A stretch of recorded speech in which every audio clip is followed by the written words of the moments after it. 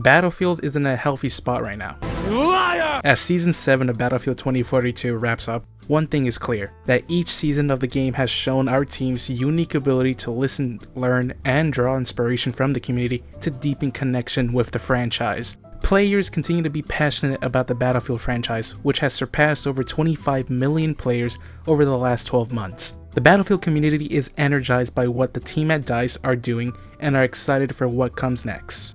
Or so that's what EA's CEO Andrew Wilson has told to their investors a couple of days ago at their most recent quarterly earnings call, and what they had to say about the next Battlefield did not give me a single hint of excitement.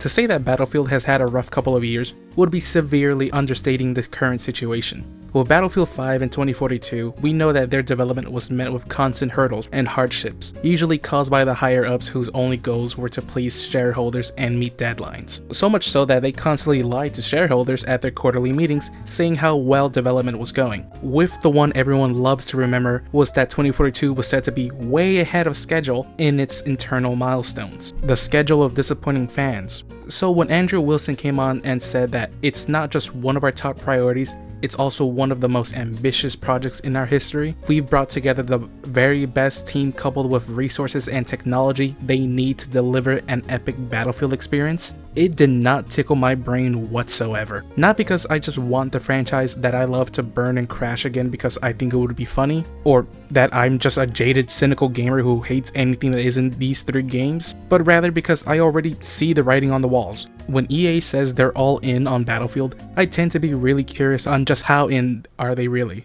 And sure, saying something is one thing, but actions say something else. EA is a very reactionary company. If something fucks up in some way, usually caused by their own greed, let's be honest here, the EA thing to do isn't to double down and ensure that the project is fixed at a reasonable time frame, ensuring to those who purchased the title that they aren't simply jumping off the sinking ship they helped sunk. No, that's not what happens. The EA thing is usually to abandon the project, leave a group of 5 developers plus the janitor to fix the mess and put the remaining 95% of the developers onto the next project, and releasing a press release somewhere in the middle talking about how excited they are for the future while learning from the mistakes of the past, but not before firing some people just cuz. It happened with 2042, it happened with Battlefield 5, and it happened with Battlefront 2. So when EA says they're all in on the next Battlefield, I'm quick to question if that's really the case. Since 2042's release, we've heard a lot about EA being all in with Battlefield, bringing on past talent that helped make their previous games be what they are, bringing on veterans in the gaming scene to help the franchise's future with people like Respawn Entertainment's co-founder Vince Zampella to lead the Battlefield franchise moving forward, and Marcus Leto, the guy who co-created Halo, to lead a brand new studio in making the story for the next game's campaign. With talent both returning and new being put on the franchise, and with multiple studios now actively working on the project,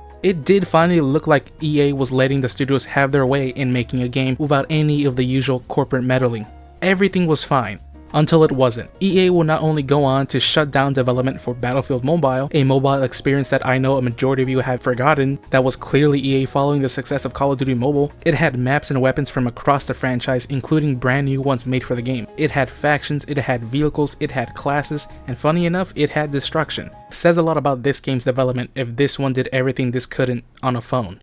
But EA would not only just shut down Battlefield Mobile, but they would also go on to shut down its studio, Industrial Toys. By association, I guess. But EA quickly assured people this was just a one-off decision as the franchise pivoted in another direction. But a year later, they would go on to basically drive Marcus Leto off the project, citing creative differences as the reason he left. Creative differences can be interpreted in very different ways, but usually meaning that the two parties could not come to a mutual vision on the project. It's just corporate speak. Any reason as to why is just left to speculation. But what wasn't left to speculation was Ridgeline Games shutting down a couple days later. A whole studio built from the ground up with the sole purpose of creating a Battlefield campaign for the next game, reduced to ashes, not even a year and a half later. And once again, when I hear Andrew Wilson talk about how well the development of the next game is going, and we can already see from the outside just how great development is, it doesn't really surprise me at all. But why do companies do this? A company's quarterly earnings calls are not directed to you and I, they are directed to their shareholders,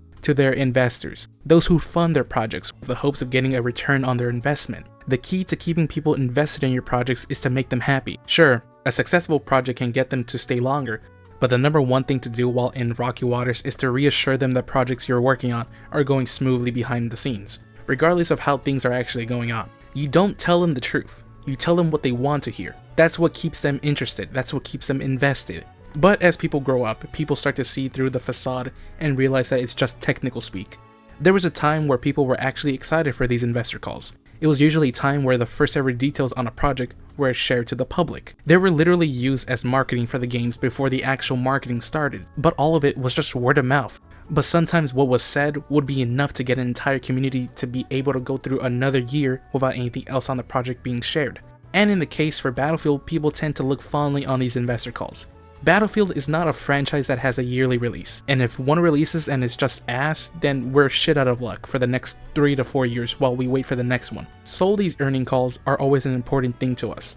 I mean, look back at the investor call back before Battlefield 3 released, where its multiplayer is said to be revolutionary, and that it wasn't going to be Modern Warfare 2 on PC. It's not that type of experience. But over the years, the investor calls have slowly shifted from showing genuine enthusiasm for the titles they talk about, to generic corporate game is good, game will be great corporate speak that a lot of us come to know them in today's age. But why does it have to be this way? Well, simple, investors are just fucking old.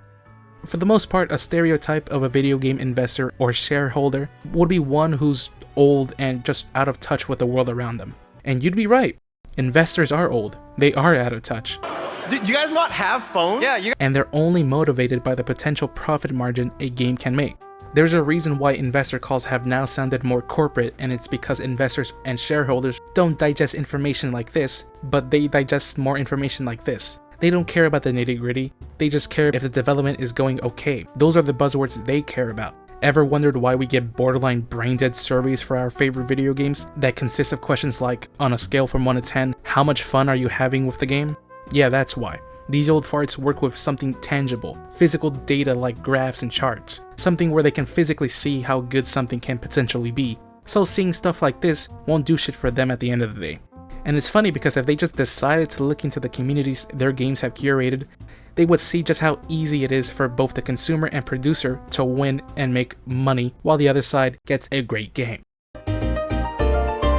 The formula to make a great Battlefield game is pretty, and I mean pretty simple to follow. Multiple factions going at it in combined arms fighting on balanced maps with a seamless flow from flag to flag with class-based gameplay. There, that's it. That's what every Battlefield player wants from a Battlefield game. Sure, you'll get the factions within a community that say they won't play a game unless it's in a specific era of fighting, but if the gameplay feels good and it checks all the boxes, then the era of the game is set in won't really matter to people, as the gameplay will speak for itself. In a lot of ways, Battlefield is very similar to its main competitor, Call of Duty. Heresy, I know, but let me explain real quick. Call of Duty for the most part could be someone's first taste in FPS gaming. A fun arcadey shooter with easy to learn gameplay mechanics but with room for a skill gap for those who want to put in the effort. It could be used as a jumping off point for a person getting into other video games in the same genre. Battlefield for the most part is exactly like that. It could be someone's first taste into combined arms warfare, a blend of arcadey gameplay with a slight dash of milsim mechanics that is very easy for anyone to pick up and play with an extremely high skill gap for players on the ground. And the same goes for vehicles. Easy to pick up and learn, but extremely deadly in the hands of those skilled enough to use them. And just like Call of Duty, it could serve as a jumping off point for those who want more from a genre. But unlike Call of Duty, where there's genuinely a vast amount of alternatives that can actually be played if you do give a shit to venture into the new territory, shit, even Battlefield itself can fall into this category. But finding another game that successfully recreates the Battlefield formula is borderline impossible to find. As simple as it is to say the Battlefield secret formula on paper, actually executing those design philosophies is borderline impossible for some reason. It's a problem where if you go and try any of the proposed Battlefield killers, there's always that feeling that something's missing. There's always a feeling that those games would be okay on their own merit and not the merit of being a Battlefield killer. Trying to replicate a formula to a franchise that has been struggling to follow its own recipe, the natural progression for a franchise is always to take what worked and improve upon that while adding in new stuff to see what may or may not work. You always want to keep it new, you always want to keep it fresh, but sometimes that may just blow up in your face. Sometimes the fanbase doesn't want anything to change at all. With a franchise as old as Battlefield, you tend to get a lot of people who all love the franchise but all love it for different reasons. With every new release, changes to gunplay and gameplay are always to be expected. Some games have a more arcadey feel to it, while other games lean more to the milsim aspect to it. The Bad Company series left people enamored with its infantry-centered gameplay, but left people who love jets and air vehicles disappointed with the offering. Fans who love Battlefield 3 for the tone and gunplay felt completely betrayed by DICE when Battlefield 4 came out, with it leaning more into arcadey mechanics and feel. But those who like 4 felt disgusted when they got their hands on 1, as for them, Battlefield 1 heavily leaned into the arcadey mechanics with stuff like the sweet spot mechanic. Battlefield fans are funny because we know what we want, but not necessarily how to voice it. People want innovation, but want nothing to change. People want something new, but not too new. Something familiar, but not too familiar. And when they got what they were asking for, they hated it. You done fucked it up! But when they got that innovation, they also hated it. Because it was either too much innovation, or not the innovation they wanted it. And because of this constant tug of war, it feels like when a new game is released, it feels like a reinvention of the formula. Trying to please everyone on all fronts, while achieving in pleasing absolutely no one.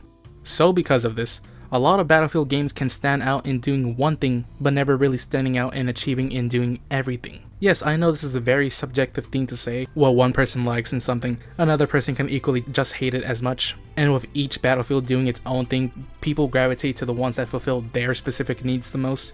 Of course, I guess this deeper meaning of thought doesn't really apply to everyone, as for the majority a specific era of time is enough to get someone to play a game. But the more general audience don't really give a shit about anything unless the game, at the end of the day, is just simply fun. If it wasn't already obvious enough, I love games that do all-out warfare. I love the feeling I get when I see two armies go at it on large expansive maps. It's my drug. But sometimes in these type of games, I only ever want to play in vehicles. As fun as it is to run around in these battles, nothing can ever beat the feeling of taking up in a vehicle designed for war. And luckily enough, this video is sponsored by a game that does just that. Yes, this is happening. No, you're not leaving. War Thunder is a game that I'm pretty sure everyone would know by this point. It's a free-to-play vehicular shooter that allows you to take command of several different vehicles, tanks, planes, and warships from multiple time periods all make up this experience. And if you press the link in the description, you can claim a bunch of cool free items. But reminder, it's only available for a limited time. My favorite thing about War Thunder above everything else is not just the tanks, but the mere fact that this is Steam Deck verified. I love it. And I love the community that this game has. Cause where else would you find a more dedicated fan base than one who's willing to leak classified information to win an argument? With a franchise as wide as Battlefield has been in its release, you start to stem a fan base that's not really unified under one banner, but it splinter off more than anything with what Battlefield means to them. Some people put more emphasis into the gunplay, while others put more emphasis into the vehicle play. Some people put emphasis into the time frame, while others put emphasis on the sandbox feel of it all. With every Battlefield feeling different from the last, no one can really agree what Battlefield should be. Of course, there's a basic frame to follow that we can all agree upon, but it's once we start adding more shit into the recipe is when it starts excelling in one thing and starts to fall apart in other aspects. And so with each new release feeling different, come a whole set of quote-unquote Battlefield killers that all feel completely different from one another, all forgetting that the one thing that can kill Battlefield is Battlefield. Truly defining a Battlefield competitor is kind of hard, I'm not going to lie. Unlike Call of Duty, where it's very easy to see what and what isn't trying to recreate the magic that was Call of Duty back in the day, Battlefield doesn't really have that. Just like their games, Battlefield sees a lot of other games trying to prove upon a couple of aspects, but never the entire package as a whole. And those who do try to recreate the magic have a tendency to fuck up somewhere and just ruin the game, or just have it feeling like a very hollow and soulless imitation of a Battlefield game. It's okay if a game takes the elements that made Battlefield great, building off the initial foundation, and make their own experience from it. But it's another if the fanbase goes on to try and support titles that don't want to be a Battlefield competitor. So from 2018 to 2021, a lot of old DICE talent left the studio, all citing they wanted to pursue creative freedom. They were tired of EA's constant toying with the projects. And because of this, the indie gaming scene in Stockholm began to boom with new studios made by former DICE devs. One of these would be Embark Studios, which would go on to release their first game, The Finals, in late 2023. A fast-paced first-person shooter set in a game show with teams going at it to be the best squad and make it to the, yeah, you get it. And with it, the game had the signature destruction that we all come to expect from these devs. A game that is absolutely amazing and can stand on its own legs. But since the announcement of the game, people have had this idea that this could be a Battlefield killer, solely because the community think it would be funny. But that's not what Embark wants. Embark doesn't want this to be another Battlefield. The reason why these devs left EA is because they don't want to keep doing the same shit. They don't want their career in the gaming industry to be defined by only making one type of game. So it's sad that the community basically is trying their best to typecast the developers into only really doing one type of game, rather than letting them do what they always wanted to do, and do something new. Fans of a project are very vocal sometimes. They're a little too vocal, but the majority always have the best intentions in mind, even if it does go against the wishes of the devs. BattleBit was hailed as the Battlefield killer when it originally released. A game that had the entire online community backing it up because it was funny to point and laugh at the game made by a couple of guys, had significantly more players than one made by 3 AAA studios with the backing of a multi-billion-dollar company. People were loving the game because it went and did everything 2042 failed to do.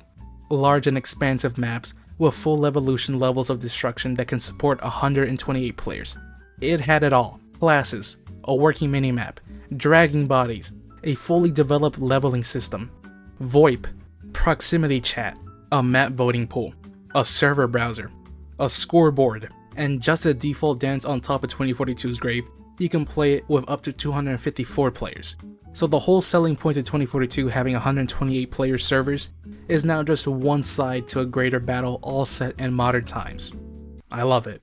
But as people played more and more, people wanted to be more and more like Battlefield. As much as people wanted to be more like Battlefield, it never was going to be that. The developers are fans of Battlefield, and is one of their big inspirations they had when making the game. I mean, just look at the menus. But if you play the game, you would know it's more milsim with its mechanics and gunplay.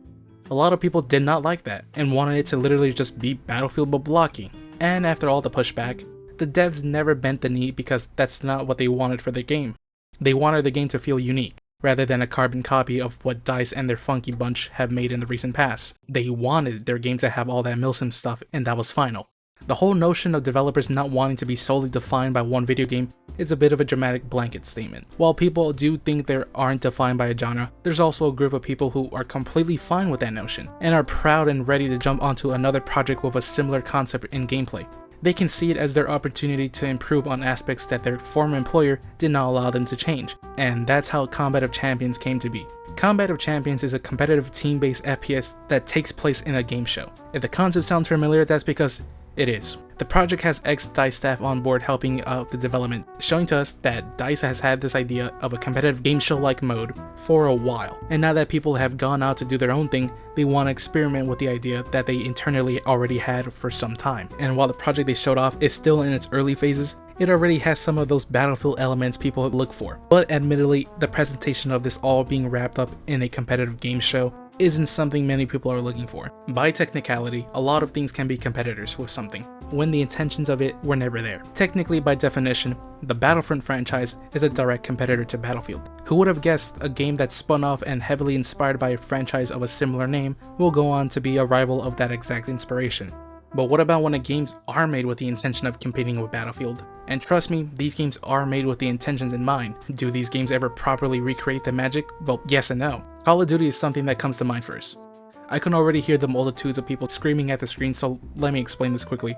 Before the war zones, and before the controversy, Call of Duty used to be a very respectable franchise. For countless of years, Battlefield and Call of Duty were seen as two giants in the FPS genre, both titles offering completely different styles of play that appealed to their own respective audience. Everything was okay for Call of Duty, until it wasn't, and because of that, the franchise saw a big change in its formula that distanced many of its veteran fans, but bringing in countless of new ones. Game modes even got restructured like Ground War. Since its inception, Ground War in Call of Duty was just the same maps with more players. The server would go from being 6v6 lobbies to 9v9 deathmatches, with no changes to the maps. But starting with 2019's Modern Warfare reboot, the mode would see an entire change that would basically turn it into Battlefield. And I'm not saying that just cause, it's not like Infinity Ward one day had a light bulb with a game mode idea that hasn't been done before. No, it was very much taking advantage of the hole that was left when Battlefield 5 was released. Ground War went from a glorified deathmatch on the same maps to a game mode with dedicated maps, vehicles, and flags to capture. It's actually quite smart,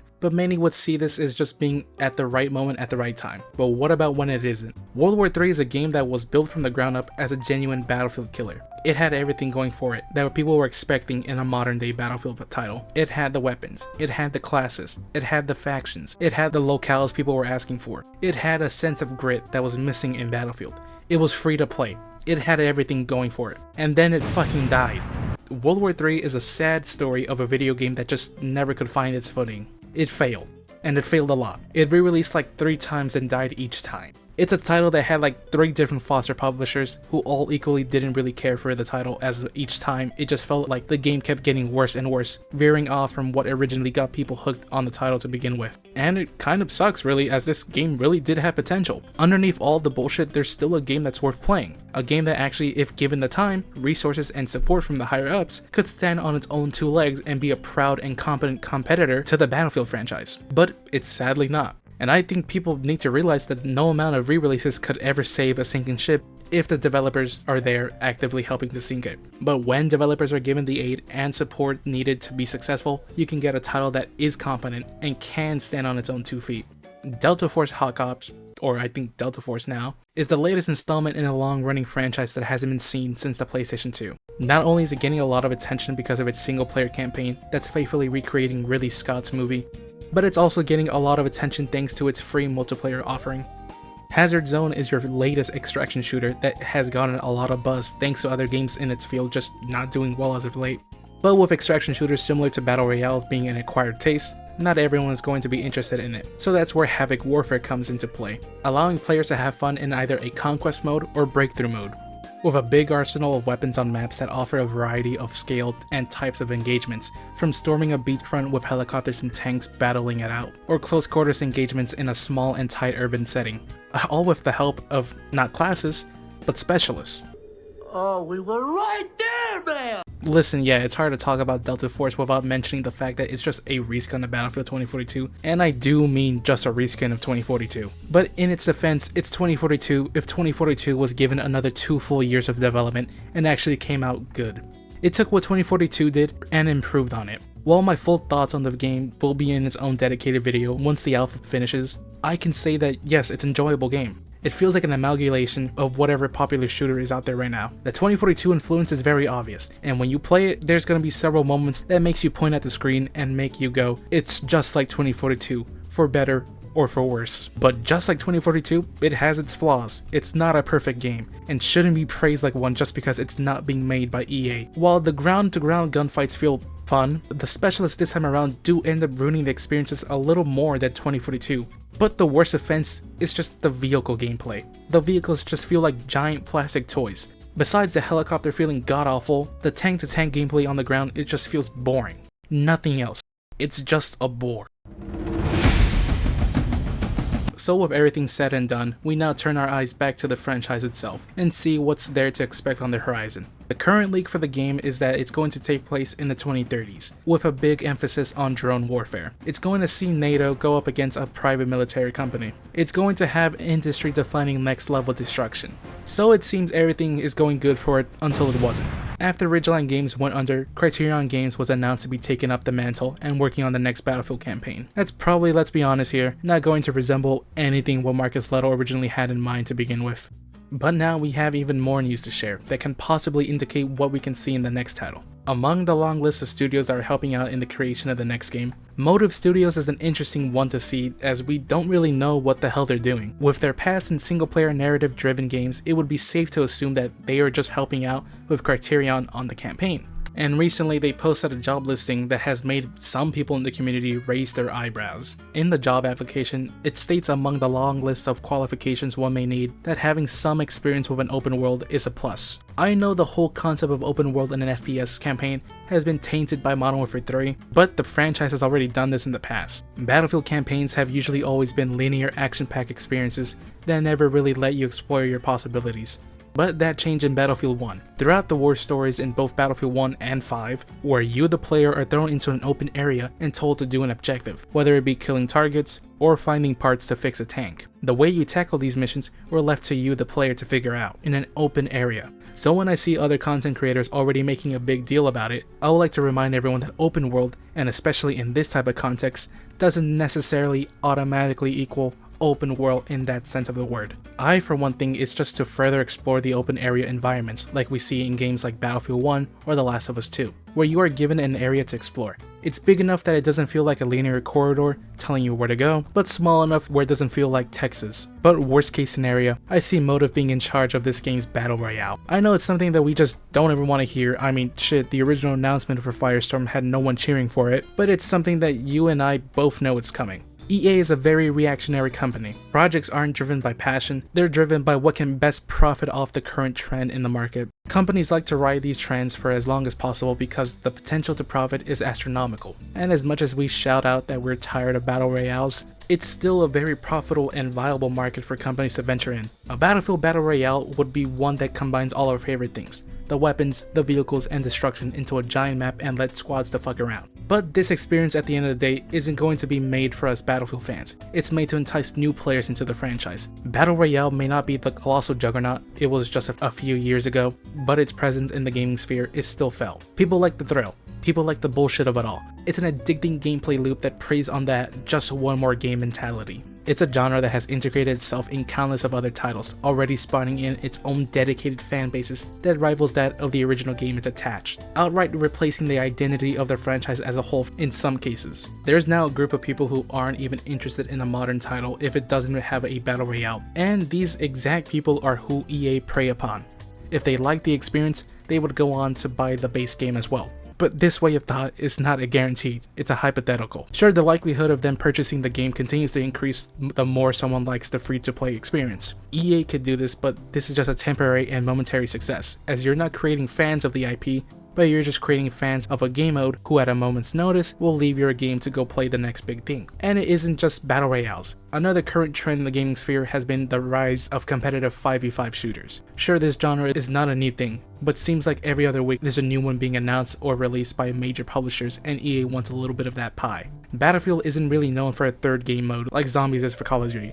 It's just single player and multiplayer, but thanks to insider gaming, we know that EA is once again attempting to do another standout game mode. Gauntlet sees teams of players compete in objective-based modes with the lowest scoring team being kicked out after each mission. If the synopsis sounds familiar at all, it's because it's just the finals. Groups of teams battling out to win each round with the lowest team being kicked each round. EA, you aren't being creative, you are just stealing from your previous devs. Now to me personally, this does get me hype, but my fears for the game mode is just how much attention will it get. And here, yes, admittedly, we know nothing yet officially, but I just pray that it gets the full treatment and not just an afterthought at the last second, made just to meet a prerequisite and a deadline right before release. Battlefield's reputation has really just been not good as of the past couple of titles. Sure, it's only been 2 titles since Battlefield 1's release, but Battlefield 1 was 8 years ago now. People are tired. People just want a new Battlefield game. The bar for success is so low at the current moment that people are hyped to play a video game that is just a clone of 2042 with specialists and all, on the sole basis that it's not being made by EA, ignoring the fact that it's made by this company. When people say this is Battlefield's last chance at success, it's kind of true, but at the same time, it's kind of not. A video game franchise will continue to go on as long as there's people buying it. A franchise can fumble and fumble again as long as it proves to its publisher and parent company that it's still a revenue stream that's worth supporting. Battlefield 5 and 2042 are titles that have gone on to be labeled as massive failures in the eyes of many in the Battlefield community.